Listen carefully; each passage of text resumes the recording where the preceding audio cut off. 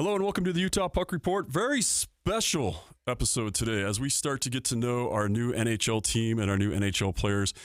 Special guest today joining us is Lawson Crouse. Lawson, welcome to Utah. Hey, thank you. Thanks for having me on the show. I look forward to chatting with you for a bit. Oh, you have no idea how much we're looking forward to this.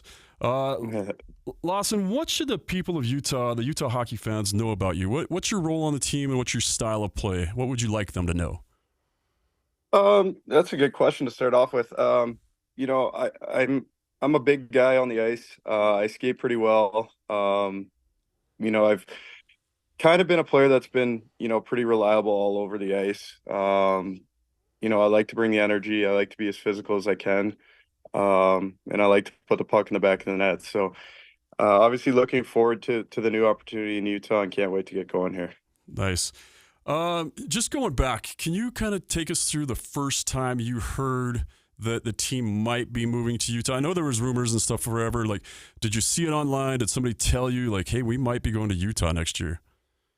Yeah, I think we were on one of our last road trips, and I remember coming down to the breakfast room, um, and I heard some commotion, and then some of the guys were like, "Look on Twitter," and we all looked on Twitter, and it was kind of just tweets from everyone, saying that the possibility of moving to Utah was starting to become real, and at that point, we still didn't know if it was happening 100%. But we actually had a game that night, so we had a pretty good meeting with our staff and with the coach, and we had to kind of block out all that noise because we had a big game later that night, and we actually ended up going on to win that game. So after that game, we it was a great feeling in the locker room with how we handled adversity and dealt with everything, and then from there on out, we continued the road trip, and then our GM met us in Edmonton and told us that this was the real deal. It's not just rumors on Twitter, and it kind of happened so quickly.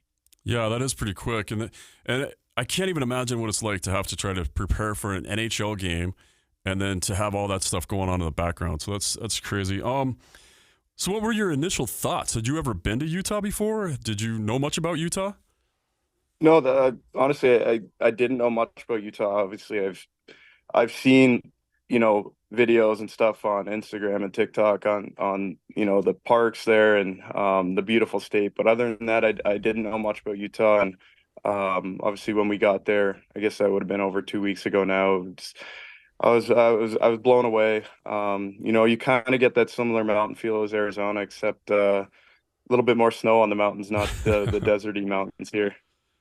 Yeah. So do you have a family that you had to pack up and move? Say that again. Sorry, you cut out there. Do you have a family that you had to pack up and move?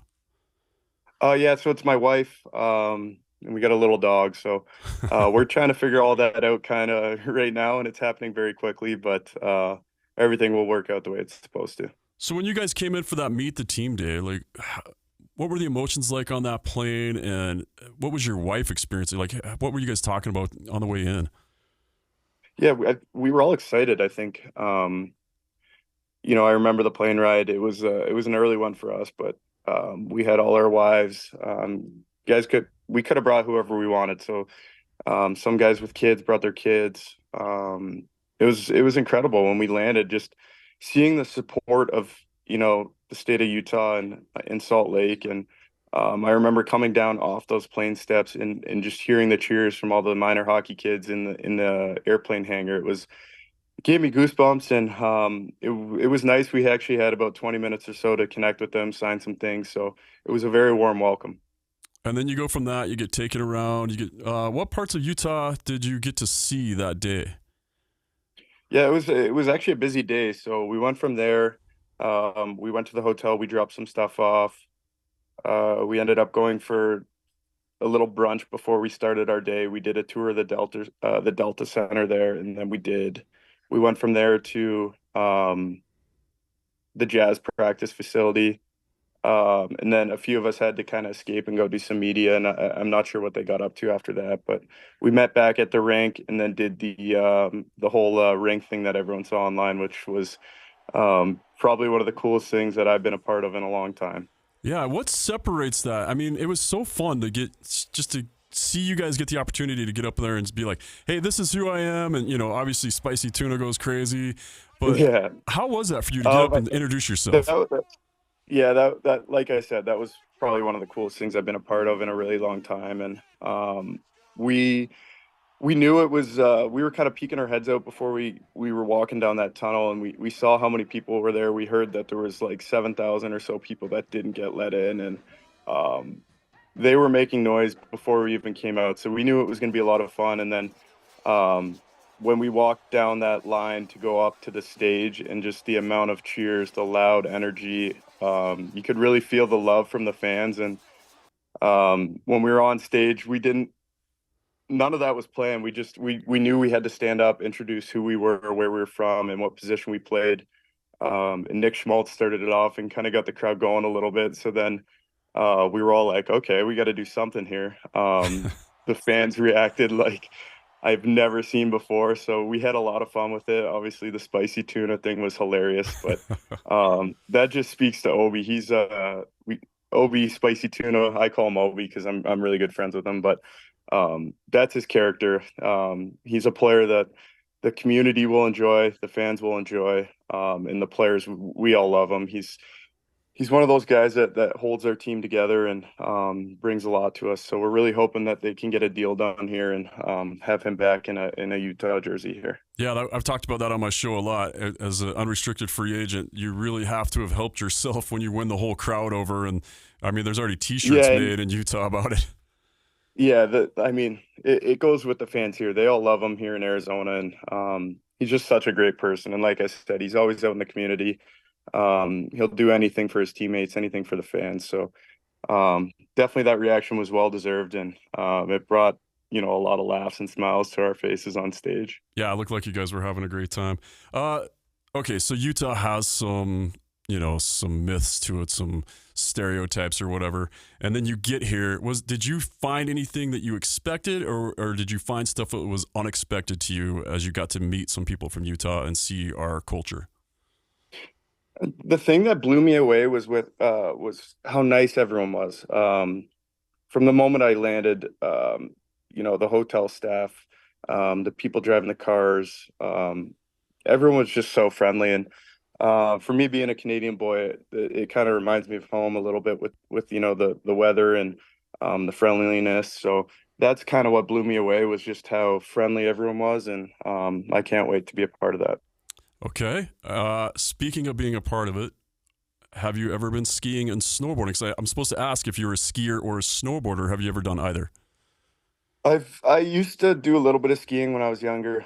We actually have in our contracts that we're not allowed to ski for obvious reasons, Right. but if I had to pick one, I would definitely be a skier. Okay. All right, that's fair. And that's too bad to live in a state like this and not be able to ski, but I get it. All right. So one more question, and you've seen the list of names that for the team. Did you get on and vote? Do you have 4 favorites right now, or do you have a favorite that you want to be called? It's I've seen the list. I mean, I like what's going on. I like how, Ryan and his wife are letting the community and the state pick the team. I think, ever since I started talking with Ryan, he's made it clear that this is all about community. It's a family feel, and by him doing that, I think it engages a lot of people and makes them feel like they have a lot of, say in what can happen. So I think it's a really good idea. I'm going to be honest, I don't have a favorite. I'll leave that up to the great fans. Doesn't matter what name I have on that chest. You're going to get the same player out of me. So I'm just looking forward to, finally hearing the name, seeing the uniforms. I feel like they could probably get some creative ideas going with the uniforms, and I'm looking forward to it all. Have you seen all the mock-ups that have been online with all the different, like all the Yeti ones, all the Venom ones?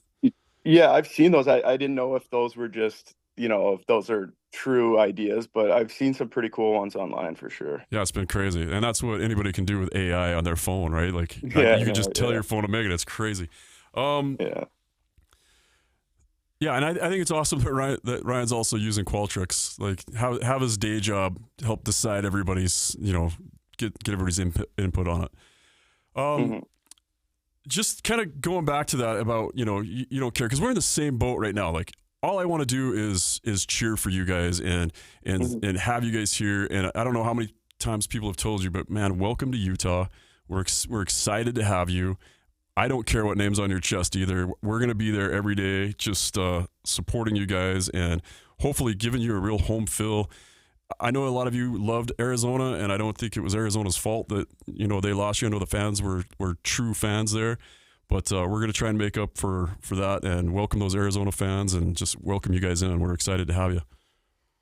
Yeah, I appreciate that. I'll say it again. Like I can't wait to get this new chapter going. And you said it well. Yeah, our fans here in Arizona, they were true diehard fans, and I have a lot of, I feel for them a lot.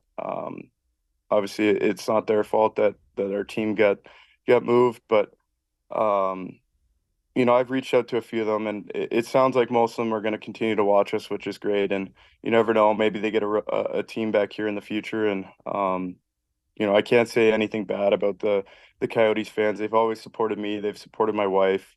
I've been here for 8 years, so I've kind of gotten to know them pretty well. And but saying that, those fans in Utah, they blew me away, and I can't wait to be a part of that again.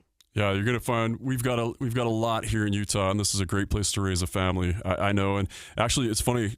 I'm from Utah, but my first NHL game with my son was the Arizona Coyotes against Detroit Red Wings, and we worked all day on my kid howling for when the Coyotes scored, and it's just an amazing experience. So we're excited to be able to have you be so many people's first NHL game here in Utah. It's just going to have such an impact on the state. Yeah, it's exciting. Like we're, whoever suits up opening night, we're a part of history now, and that's something that we can't take for granted. All right, perfect. Well, is there anything else that you want to tell the fans of Utah, what they should expect from this team and who they should watch out for? You're the first one to speak, and just like you were that night, like you and Clayton Keller got out. He's a Shattuck guy. I'm a Shattuck guy, so I kind of already knew who he was. But what do you want to tell the fans of Utah to expect from this team and the players they have already? We're a very hungry team. We're ready. We're gonna give it everything we have for you guys, and we can't wait to be a part of this. We can't wait to connect with you guys, and we're really looking forward to opening night. We hope to see you guys all there. Awesome. And we'll call that is the Utah Puck Report.